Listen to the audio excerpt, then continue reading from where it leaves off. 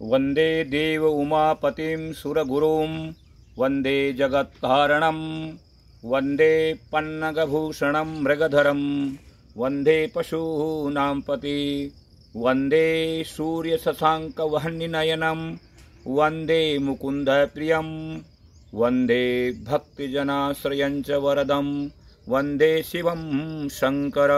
भगवान शाम्ब सदाशिव के चरणारविंदों को प्रणाम करता हुआ आगामी श्रावण मास के बारे में आप लोगों से कुछ जानकारियाँ साझा करना चाहता हूँ, क्योंकि श्रावण मास 22 तारीख से आरंभ होने जा रहा है और बहुत कम दिन बचे हैं।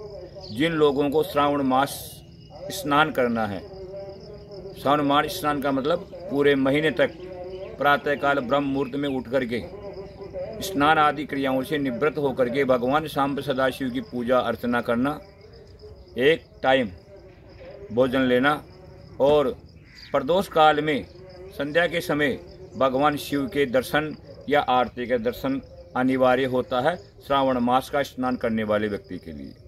साथ ही श्रावण मास की कुछ विशेषताएं होती है।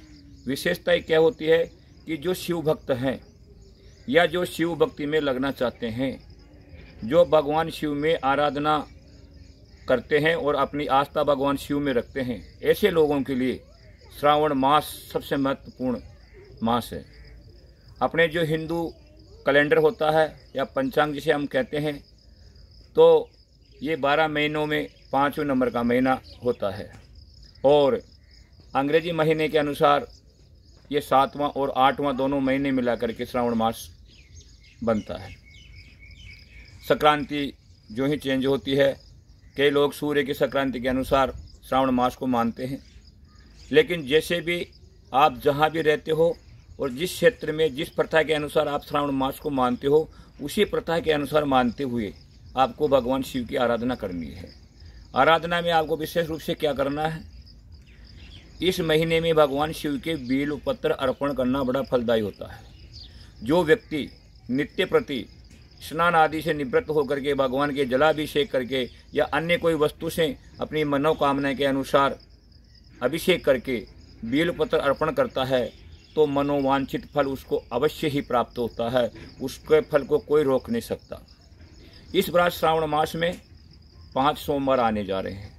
सबसे बड़ी विशेषता यह है इस श्रावण मास की कि ये श्रावण मास सोमवार से ही आरंभ होने जा रहा है और सोमवार से ही संपूर्ण होने जा रहा है। बीच में 3 सोमवार और रहेंगे। जो महिलाएं पाशुपत व्रत करना चाहती हो, उनके लिए ये श्रावण बड़ा ही शुभ महीना रहने वाला है।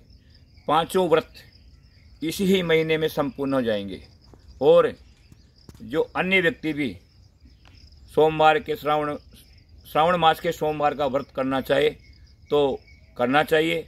और इस रोज़ भगवान शिव की प्रदोष काल के अंदर, यानी संध्या से सूर्य अस्त से 48 मिनट पहले और 48 मिनट बाद तक जो प्रदोष काल रहता है, उसमें भगवान शिव की पूजा करके अपनी मनोकामनाओं का भगवान के सामने प्रकट करते हैं। तो शाम्ब सदाशिव इस प्रदोष काल में भगवान शिव जो है पार्वती के साथ सौर मंडल में, आकाश मंडल में विचरण करते रहते हैं। और जो भक्त इस प्रदोष काल में उनकी पूजा अर्चना करते हैं तो उनकी सब मनोकामनाएं पूर्ण करते हैं।